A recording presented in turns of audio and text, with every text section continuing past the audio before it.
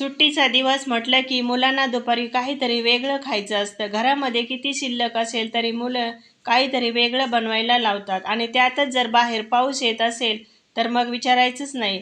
तर एक छोटीशी तयारी करून घेऊया. 2 कांदे बारीक कट करून घेतले. त्यासोबतच कोथिंबीर आणि कढीपत्ताही कट करून घेतला.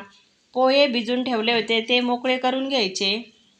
तर मस्त असे पोहे भिजून झालेले आहेत. फोडणीसाठी जिरं, मोहरी आणि शेंगदाणे घालून लालसर होईपर्यंत परतून झालं की त्यामध्ये हिरवी मिरची घालूया. त्यासोबतच कढीपत्ताही घालायचा आणि बारीक कट केलेला कांदा घालून कांदा छान असा सॉफ्ट होईपर्यंत परतून घ्यायचा. त्यानंतर त्यामध्ये हळद घालायची, मिक्स करून घ्यायचं आणि लगेचच त्यामध्ये भिजवलेले पोहे घालायचे. छान असं हलवून घ्यायचं.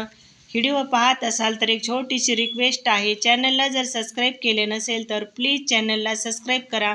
तुमचा एक सपोर्ट हा लाख मोलाचा ठरेल. चवीप्रमाणे मीठ आणि 1 चमचा साखर घालून छान असं मिक्स करून घेतलं तर अगदी मस्त असे गरम गरम पोहे बनून तयार झाले. तर अगदी 5 मिनिटांमध्येच होणारी रेसिपी आहे आणि हे पोहे तर सर्वांनाच खूप आवडतात. तर मस्त असे पोहे त्यावरतून जर बारीक शेव घेतली तर मुलांना आणखीनच आवडतं.